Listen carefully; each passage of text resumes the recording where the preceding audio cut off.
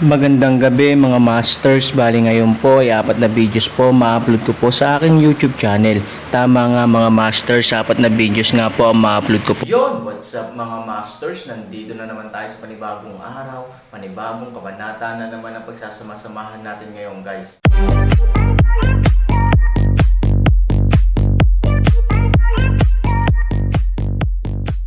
Bali mga masters, kung bago ka pa lang po sa aking YouTube channel, please click the subscribe button, lalong-lalo na po yung notification bell guys, para maging connected pa rin tayo sa isa't isa at maging updated kayo sa mga susunod ko pang video. Bali mga masters, bago natin umpisahan ng kwento ay mag-shoutout po muna tayo para sa mga solid nating tagapakinig. Shoutout kay Robert Tolentino at shoutout kay Justin Villanueva. Yun na nga mga masters, no? Bali hindi na ito patagalin. In 3, 2, 1, let's go! Mga master, magbabalik tayo sa pag-upload ng 4 na videos everyday simula ngayon araw. Salamat sa solid na pagsuporta mga master. Kabanata 3,531 hanggang 3,535. Araw-araw mo akong sinusundo, bakit hindi mo ako pinag-aaralan? Sinabi ni Ivory kay Aaron. Nang marinig ang salitang, pag-aaral, biglang naramdaman ni Aaron na sumakit ang kanyang ulo. Ayon sa kanyang karanasan, kung hahayaan siyang maupo muli sa silid-aralan at mawala ang kanyang kalayaan, natatakot ako na sa loob ng 3 araw, ang Aaron ay mababaliw. Kung tutuusin, ang kanyang kasalukuyang estado ng pag-iisip ay nasa isang may sapat na gulang. Actually, sobrang busy ko araw-araw. Sabi ni Aaron. Ito ba? Tumingin si Ivory kay Aaron na may kaina-hinalang mukha. Hindi niya akalaing abala ang Aaron. Para siyang walang ginagawa buong araw. Kung talagang abala siya, paano niya ito susunduan araw-araw mula sa paaralan? Of course, I have my own job. Akala mo talaga wala akong gagawin. Sabi ng Aaron tone firm. Tumanggo si Ivory, hindi na nasangkot sa problemang ito, at nagsabi, sa lalong madaling panahon bakasyon sa tag-araw, ang paaralan ay may mga aktibidad sa kampo ng tag-init, handa akong lumahok, gusto mo bang maglaro? Tiyak na hindi tatanggi ang Aaron na lumabas kasama si Ivory. Kung tutuusin, ang ganitong uri ng oras na mag-isa ay napakahalaga para sa kanya, at ito rin ang pinakamahusay na oras upang linangin ang kanyang damdamin. Walang problema. Kailan? Tanong ni Aaron. A month later, maaga pa. Kailangan nating tapusin ang final exam. Sabi ni Ivory. This time is very friendly for Aaron. After all, kailangan pa niyang harapin ang problema ng Black Sheep Organization. Sapat na ang 1 buwan para maayos niyang harapin ang bagay na ito. Okay, that's settled. I'll take part then. Naglakad sila patungo sa tahanan ni Ivory, na isang napaka-normal na ugali. Maging si Ivory ay nas-anay na magkaroon ng Aaron para pauwiin siya.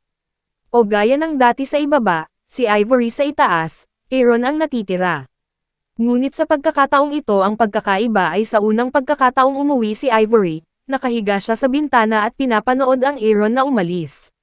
Ito ay isang bagay na hindi pa nangyari. Hindi ko alam kung bakit, sa tuwing naglalakad ako kasama ang Aaron, pakiramdam ni Ivory ay napaka-secure. Matapos silang maghiwalay, ang puso ni Su Yingxia ay naging walang laman, tulad ng isang bagay na nawawala. Sa pagtingin sa likod ni Aaron, si Ivory ay mukhang hindi maipaliwanag. Tila para sa kanya, ang paglalakbay pauwi ay napakabilis kaya't hindi siya nakagugol ng sapat na oras sa Aaron. Anong ginagawa mo sa bintana? Ang boses ni Jiang Lan ay nanggaling sa likuran. Si Ivory ay umikot, sinabi, hindi, wala. Hindi naniniwala sa kasamaan, pumunta si Jiang Lan sa bintana, dumungaw sa labas at tinanong si Ivory, wala ka sa puppy love. Binabalaan kita na kung maglakas loob kang gawin ang ganitong bagay nang walang pahintulot ko, babaliin ko ang iyong binti. Panipi, laging itinuturing ni Jiang Lan si Ivory bilang pag-asa niyang manumbalik, dahil hindi niya akalain na tatalikuran si Su Goyao, kaya kung gusto niyang mamuhay ng magandang buhay, kailangan niyang umasa kay Su Yingxia. Lalo na kapag nakakakita ng balita tungkol sa mga regalo sa kasal, akala ni Jiang Lan na si Ivory ay ikakasal sa hinaharap. Kung kaya niyang magdala ng milyon-milyong mga regalo sa kanyang pamilya, magkakaroon siya ng magandang buhay. Kaya nagpasya na si Jiang Lan na hanapin ang kanyang asawa para kay Ivory. Hindi niya kailangang maging gwapo o bata, ngunit kailangan niyang magkaroon ng pera. Kung sa panahong ito sa pamamagitan ng mga walang prinsipyo maliit na bastard sa pinsala, ito ay Jianglan ganap na hindi pinapayagan. Akala ko bumalik ka sa bahay ng biyenan ko.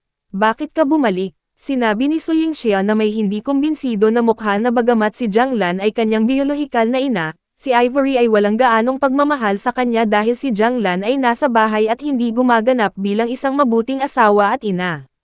Bukod dito, madalas niyang pag-alitan si Su Goyo bilang walang kwenta.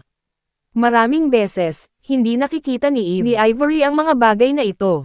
Kaya sa pagkakataong ito si Jianglan ay tumakas sa bahay, hindi man lang siya hinikayat ni Ivory. Para kay Ivory, walang Jianglan sa bahay. Sa kabaligtaran, ito ay mas tahimik. You dead girl, ayaw mo na ba akong bumalik? This is my home of Jianglan. Mabangis na sabi ni Jianglan kay Ivory. Si Ivory ay hindi nag-abalang awayin siya at dumiretso sa kanyang silid. Sa kabilang banda, Su Family Villa. Matapos matanggap ang tawag sa telepono mula sa Aaron, ibinaba ni Su Goyo ang lahat at pumunta sa villa ni Su. Ibinigay na ngayon ng matandang lalaki ng pamilya Su ang lahat ng bagay sa kumpanya kay Su Goyo, dahil ang ibang pakikipagtulungan sa kumpanya ay naging hindi mahalaga. Hanggat maayos ang pagtutulungan ni Feng Chen, hindi mag-aalala ang pamilyang Su sa pag-unlad. Sa ngayon, ang matanda ay nagsasaya sa buhay sa bahay, nagluluto ng tsaa para sa kanyang sarili, nakikinig sa Peking Opera, at pagkatapos ay maaari siyang magkaroon ng isang masayang araw. Tatay. Lumapit si Su Goyo sa matanda at magalang na tumawag. Noong nakaraan, kung narinig ko ang boses ni Su Goyo, maiinip ako, ngunit ngayon ay iba na. Si Su Goyo ang naging kinabukasan ng pamilyang Su, kaya natural na dapat ko siyang bigyang pansin. Here comes Goyo. Umupo ka na, sabi ng matanda, at nagbuhos siya ng isang tasa ng tsaa para kay Su Goyo. Noong nakaraan, tanging si Su Guolan lang ang maaaring magtamasa ng ganitong uri ng pagtrato paminsan-minsan, ngunit si Su Goyo ay hindi nakakaramdam ng pambabala dahil alam na niya ang kahalagahan ng kanyang sarili ngayon. Kung gusto ng matanda na makita ang pag-unlad ng pamilya Su, kailangan niyang umasa sa kanya. Tay, tinawagan ako ni Aaron ngayon, sabi ni Su Goyo. Nang marinig ang 3,000 salita ni Han, umupo ng tuwid ang matanda, dahil ang kanyang buhay ay iniligtas ni Han ng 3,000, ngunit binigyan niya ng malaking kahalagahan si Han ng 3,000 mula sa kaibuturan ng kanyang puso. Anong problema? Anong sabi mo? Tanong ng matanda. Nakahanap siya ng ilang tao na kikidnap kay Ivory ngayon. Kahit na binugbog niya sila, gusto niyang lutusin ko ang problema, sabi ni Su Goyo. Ang matanda ay may berdeng mata at kilay. Ang dahilan kung bakit makakatulong ang Aaron sa pamilyang Su ay dahil hindi maaaring ma-accident si Ivory. Kung hindi, masisira ang pamilyang Su. Alam mo ba kung sino ang gumawa nito? Kahit ano pa ang halaga, dapat nating lutusin ang lalaking ito at huwag hayaang saktan niya si Ivory. Sabi ng matanda, Su Guolan. Si Su Goyo ay hindi nagnanais na matalo sa paligid ng bush, direktang sinabi.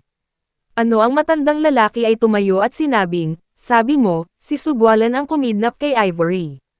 Oo, sinabi sa akin iyon ni Aaron. Walang magiging peke, kaya ako pumunta sa iyo. Sabi ni Su Goyo. Huminga ng malalim ang matanda. Kung ginawa ito ng isang tagalabas, humanap na lang ng ilang taong haharap dito. Pero ang anak niya ang gumawa ng katangahang ito. At kung iisipin mong mabuti, talagang may motibo si Su Guolan para gawin ito, dahil ang malaking bahagi ng dahilan kung bakit siya pinatalsik sa pamilyang Su ay nauugnay kay Su Goyo. Inilabas ng matandang lalaki ang telepono at idinial ang numero ni Su Guolan, sabay-sabay na. Pumunta sa villa, dalhin si Ivory sa kanya. Paanong biglang tumawag ang matandang lalaki? Si Su Guolan ay dumating sa villa. Dahil bago dumating si Su Guolan, para makaiwas sa disgrasya, tinawagan niya ang matandang babae ng maaga. Ang matandang babae naman ang pinakamamahal sa kanya. Kung may mangyari talaga, mamagitan ang matandang babae para sa kanya. Tatay, nanay, tinawagan lang ni Su Guolan ang kanyang mga magulang at direktang piniling huwag pansinin ang kanyang nakatatandang kapatid na si Su Goyo. Su Guolan, sa tingin mo ba ay hindi sapat na miserable para sa iyo na itaboy sa pamilya Su, at kailangan mong mamatay para magkasundo? Tanong ng matanda kay Su Guilin. Nagkunwaring inosente si Sugwalan. Bago pa siya makapagsalita, sinabi ng matandang babae, anong problema? Napakalas ng mamatay. It's none of your business na makipagkasundo dito. Tinitigan ng matanda ang matandang babae. Ano ang ibig mong sabihin? Sinumpa mo ang aking anak, at hindi ako papayag na pabulaanan ito. Nagalit ang matandang babae at tinitigan ang matanda. Sampin mo siya. Galit na galit ang matanda kaya nanginginig ang buong katawan at sinabing, ito ang sariling kamatayan. Hindi siya lumuluha kapag hindi niya nakikita ang kabaong. Anong nangyari? Seryoso ba? Pamilya lahat, hindi ba pwedeng maging buhay at kamatayan? Gaano kalaki ang problemang hindi malulutas? Sabi ng matandang babae, you precious son, gusto mong agawin si Ivory. Are you serious enough? Sabi ng matanda. Nagpa siya si Sugwalan na gawin ito ng pribado, at hindi sinabi sa matandang babae, kaya nagulat din ang matandang babae na nakarinig nito. Kidnapin si Ivory. Bagamat hindi niya pinapansin si Ivory, siya rin ang pamilyang So.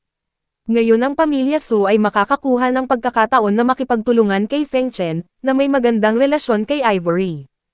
Kung may mangyari kay Ivory, hindi magkakaroon ng magandang buhay ang pamilya So. Dad, what do you say? How could I kidnap Ivory? That's my niece, sabi ni Sugwalan sa matanda na may masamang ekspresyon sa mukha. Sugwalan, ngayon hindi ka umamin. Kailangan mo bang ilagay ang ebidensya sa harap mo? Sabi ni Sugoyaw. Sugoyaw, iniwan ko na ang pamilya at kumpanya ni So.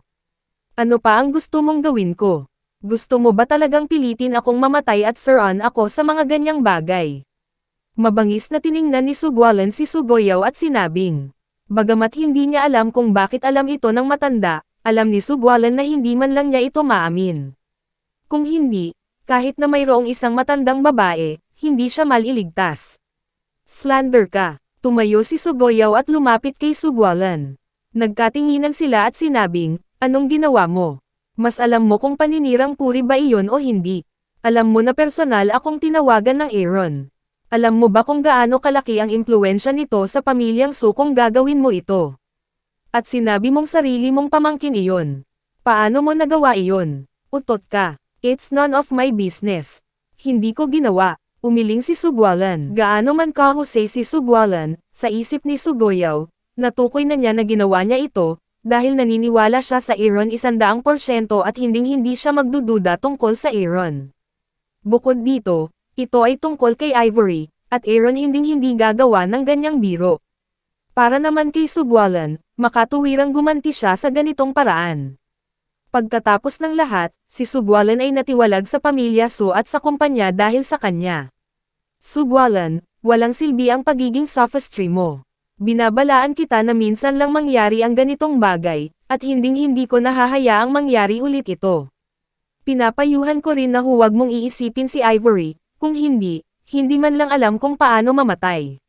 Sinabi ni Sugoyaw na si Sugwalan ay kapatid din niya, kaya hindi maaaring patayin ni Sugoyaw si Sugwalan dahil sa ganoong bagay. Mabibigyan lang siya ng isa pang pagkakataon. Ngunit nang marinig ni Sugwalan ang mga salitang iyon, lalo siyang nagalit at sinabing, tinatakot mo ba ako? Sugoyaw, huwag mong isipin na talagang tumalikod ka. Hanggat narito si Sugwalan, hihilahin kita pababa. Maaga o huli, wala kang kakayahang pangasiwaan ang kumpanya. Siguradong hindi isang matalinong pagpili ang sabihin ito sa harap ng matanda, ngunit walang pakialam si Sugwalan. Siya ay galit at gustong patayin si Sugoyaw. Malamig na ngumuso ang matanda. Noong nakaraan, ang kakayahan ni Sugwalan ay talagang mas mahusay kaysa kay Sugoyaw, at talagang hahayaan ng kumpanya ng pamilyang So si Sugwalan na mamuno. Ngunit ngayon, ang mga pakinabang ni Sugoyaw ay tiyak na hindi maihahambing sa kay Sugwalan, na walang kinalaman sa kanyang personal na kakayahan. Si Feng Chen lamang ay sapat na upang hayaan ang matanda na ibigay ang kumpanya kay Sugoyaw. Sa tingin mo ba ay pinagbabantaan kita? Hindi. Ito lang ang pinakamahusay na payo, dahil hindi lang ako ang nasaktan mo ang mga taong sinaktan ni Ivory. Sinabi ni Sugoyaw na ang Aaron ay mas nag-aalala tungkol sa kaligtasan ni Ivory kaysa sa kanya, sa sandaling si Ivory ay nasa panganib, at si Sugwalan ay gumaganap bilang emisaryo sa likod ng mga eksena, halos may isip ni Sugoyaw ang kapalaran ni Sugwalan. Sa kakayahan at ugali ni Aaron, paano siya makakaligtas? Sugwalan, pinatalsik ka sa pamilya So. Kung gusto mong gumawa ng gulo para sa pamilyang Su, wala akong pakialam na lutisin ito sa sarili ko. Nagsimulang sabihin ng matanda na naiintindihan din niya ang kahalagahan ng Ivory sa pamilya So, kaya dapat niyang sakalin ang mga mapanganib na ideya ni Sugwalan sa duyan. Si Sugwalan ay cool sa kanyang puso. Nang makita ang ugali ng matanda, halatang hindi niya ito pinansin, at ang paglutas sa apat na salitang ito ng mag-isa ay lubos na nagpakita kung gaano determinado ang saloobin ng matanda. Dahil dito, si Sugwalan ay halos desperado, dahil alam niyang ang kanyang pagnanais na bumalik sa kumpanya at mabawi ang kapangyarihan ay halos naging isang labis na pag-asa. Ito rin ang nagpatubo ng masasamang buto ni Sugwalan, dahil hindi niya makuha ang gusto niya, kailangan niyang sirain ang lahat ng nasa harapan niya. Dad, gusto mo ba talagang maging walang puso? Hindi mo ba ako binibigyan ng pagkakataong magbago? Sabi ni Sugwalan na nagngangalit ang mga ngipin. At sinabi rin ng matandang babae, ito ang aking anak, kapag walang pagkakamali, maaari mong patawarin si Gwalan sa pagkakataong ito, hayaan mo siyang bumalik muna sa kumpanya. Hindi man lang natinag ang malamig na mukha ng matanda. Paano ang kanyang anak? Hanggat nagbabanta ito sa pag-unlad ng kumpanya, kahit ang matanda ay hindi siya bibigyan ng anumang pagkakataon.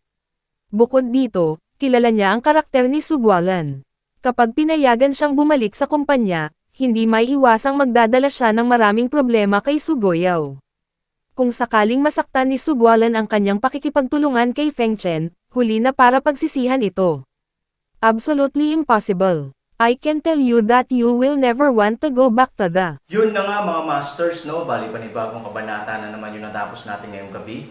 Muli, maraming salamat po talaga sa walang sawang suporta po sa aking YouTube channel na talagang inaabangan nyo po ang bawat upload ko po. Bali mga masters, magkita-kita ulit po tayo bukas ng gabi at ngayon po ay magpapaalam po muna tayo. Bali mga masters, bye-bye!